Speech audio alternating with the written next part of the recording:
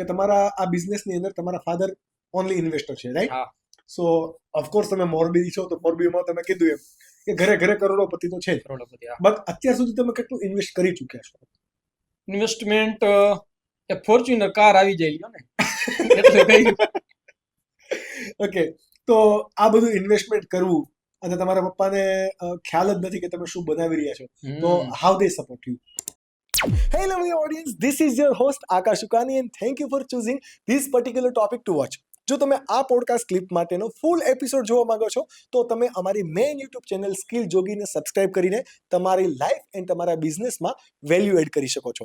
આવી અવનવી podcast clip every Monday, Wednesday and Friday જોવા માટે જો તમે કદાચ આ અમારી યુટ્યુબ ચેનલ સ્કિલ જોગી ક્લિપ પર નવા છો તો પ્લીઝ અમને સબસ્ક્રાઇબ કરો અને નોટિફિકેશન માટે બેલ આઇકન પ્રેસ કરો. અને જો તમે ઓલરેડી આ બેલ આઇકન પ્રેસ કરીને સબસ્ક્રાઇબ કરી દીધું છે then enjoy the video. જો હવે કોઈ પણ માતા પિતાને શું હોય કે એનો છોકરો કાંઈ પણ કરતો હોય ને, એટલે મારા પપ્પાનો સ્વભાવ હું તમને કેવો, હું કદાચ એમ કહીશ ને મારે 1 કરોડની દુકાન લેવી, એમાં કપડા 50 લાખના ભરવાય તો એ 1.5 કરોડ રૂપિયા અહીંયા આપી દઈશ કે હાલે 1.5 કરોડ લઈ જા, આ ધંધો કર. હું એમ કહીશ કે મારે MBBS કરવા જવું હોય, 50 લાખનો ખર્ચો થાય છે તો અહીંયા એ પૈસા આપી દે. હું એમ કહીશ કે મારે સ્ટાર્ટઅપ કરવું હોય ને એમાંથી આવડી કંપની બનશે ને આ, તો એને કંપની જ નથી ખબર, એટલે એ તોય છતાં એને ઇન્વેસ્ટ શું કામ કર્યા હે, મારો છોકરો છે કંઈક કરશે ખરો, કંઈક કરશું. બાકી મારા પપ્પાને જરાય નથી ખબર કે આ સ્ટાર્ટઅપ શું એને હાલશે કે નહીં હાલ. એ તો એમ જ કે આવું કોઈ દી થાય, આ રિલાયન્સ ને ટાટા ની આટલા વર્ષથી કરે વર્ક. અને હું તમને એક વસ્તુ એ કહું કે ટાટામાં સિમેન્ટ મળે, મોટા જેસીબી કે એવું બધું નહીં મળતું, અમારા એપમાં બધું મળશે ને કદાચ ટાટા સ્ટીલે અમારા એપ ઉપર પ્લેટફોર્મ હશે. એટલે એક આખી અમ્બ્રેલાની અંદર ઘણી બધી દરેક કંપનીઓ જેટલી પણ ઇન્ડિયામાં બેસ્ટ પ્રોડક્ટ બનાવતી કંપની રહી ને બધી જ ઓર્સોલમના છત્રી નીચે આવી જશે. એટલે કેવડી કંપની ઓર્સોલમ થઈ તમે વિચારો. એક્ઝેક્ટલી. એટલે એવડું વર્ક કર્યું. હવે હું મારા પપ્પાને સમજાવવા જાઉં તો એને એ નથી ખબર પડતી કે હવે આ સિલ્વર પંપ રહી ઓર્સોલમ સાથે શું કામ જોડાવાય. ઘણી વખત એવું થાય કારણ કે જનરેશન પણ એ ઇન્વેસ્ટર એટલા માટે બન્યા કે કાંઈક કરે કરવા દીયો. હવે હા, કાંઈક કરે છે પણ સારું કરે છે. મને મોરબીમાં 2-3 અમારા જે લોકલ લેવલના ઓળખીતા હોય એની ઓફર હતી ઇન્વેસ્ટમેન્ટની, પણ હજી લગીનમાં એવું મેં કોઈ ઇન્વેસ્ટમેન્ટ કે એવું લીધું નથી.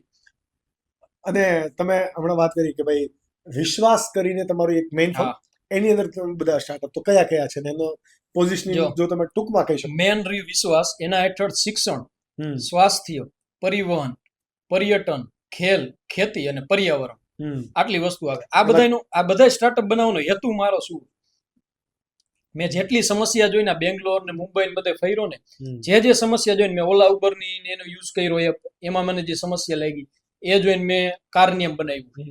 પછી હોટલ બુકિંગમાં મેન તો મને જે હજી ખટકે ને હોટલ બુકિંગ. અત્યારે સુરતમાં કેટલી હોટલ લિસ્ટ તમે કરો અને બધાનું પૂછો કે તમારી કેટલી રૂમ બુક ને કેટલા રૂમ ખાલી, તો મોટા ભાગને 40% ઉપરના રૂમ બધાના ખાલી છે. અને સામે તમને રૂમ એટલા કસ્ટમરને ઈ પ્રાઇસે રૂમ મળતા નથી.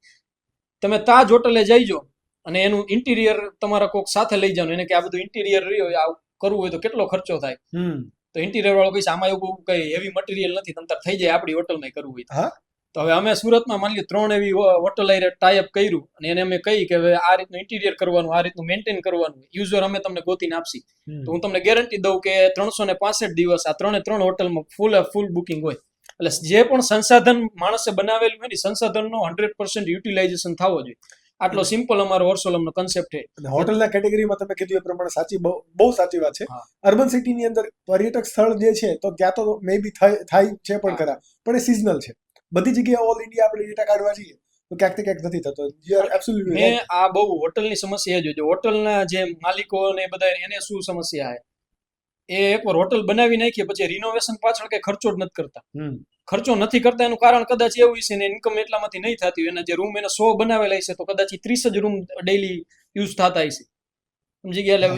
એટલે એના માટે પ્રાઇસ શું કર કે 30 જ લોકો આવે તો પ્રાઇસ નીચો રાખવાનો કોઈ મતલબ નથી. પ્રાઇસ ઊંચો રાખો, જેટલા 30 માંથી કમાઈ લગી એટલા કમાઈ લ્યો. હવે એની જગ્યાએ હું તમને કહું કે 100 રૂમ હું તમને 365 થી ભરીને દઈશ, પણ તમારે પ્રાઇસ આ બ્રેકેટમાં મને આપવાનું, તો હોટલ રેડી. હા, કારણ કે એમને તો જેટલી ઇન્કમ મળવાની છે તો મળી જ રહી છે અને કદાચ એનાથી વધારે મળી રહી છે.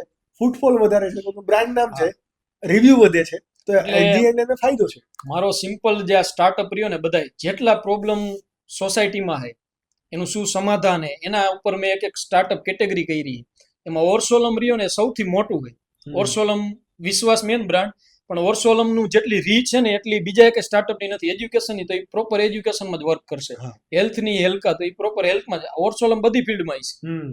એવો કેમ તમે કીધું અમ્બ્રેલા નીચે બધું આવી ગયું, એના જેવું કામ ઓર્સોલમનું. એટલે હું તો અહીંયા લગીને કહું કે અરમકો અને એપલ જેવડી કંપની રહી ને એના જેટલા યુઝર નહીં હોય ને એનાથી વધારે ઓર્સોલમના યુઝર હશે.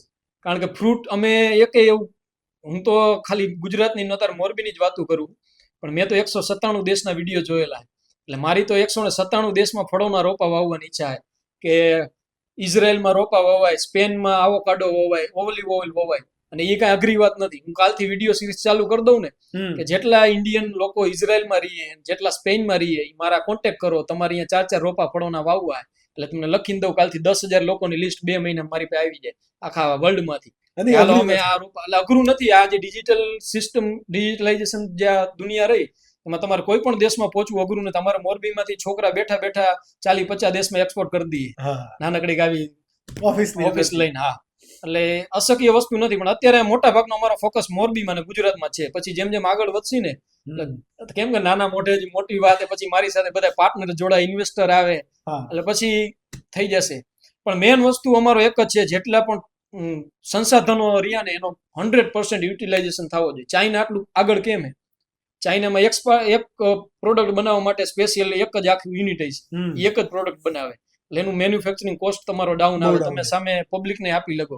એટલે બે બાજુ થતા. એટલે આપણે દુનિયામાં એટલા સંસાધનો કુદરતે જ કરીને આપ્યા આપને, અને એટલા કરવાની શક્યતા હે હજી. આપણે કુદરત પાસેથી એટલા સંસાધન ઉભા કરી લગી કે દરેક માણસની દરેક જરૂરિયાત પૂરી થઈ જાય. આજે કોઈ પણ સામાન્ય વર્ગનો હોય, દરેક છોકરો કે એના પપ્પા જ્યારે ઘરેથી નીકળે ને એની શું જિમ્મેદારી હોય કે જ્યારે હું ઘરે પાછો આવું ને સવારેથી સાંજ સુધીમાં, ત્યારે મારા ઘરને 3 ટકનું જમવાનું થઈ જવું જોઈએ. એટલી એના જવાબદારી લઈને નીકળે. હવે આ જવાબદારી માણસની જરૂરિયાત પેલી કેવી? રોટી, કપડા ને મકાન. સમજાઈ ગયું? એટલે પેલો અમે કામ કરી ખોરાક ઉપર, પછી જે આ રોટી, કપડા, બીજા પ્રોડક્ટ ને એ બધું ઓર્સોલમ બધું હેન્ડલ કરી લે છે. પણ પેલા કામ શું કરવાનું? ખોરાકનું. કે કોઈ પણ માણસ ભૂખ્યો ન રહેવો જોઈએ, અને એને લાચાર ન રહેવો. ભૂખ્યો કરતા હું એવું કહું, લાચાર ન રહેવો જોઈએ કોઈ પણ. સાચું અને સારું સસ્તા ભાવે મળવું જોઈએ.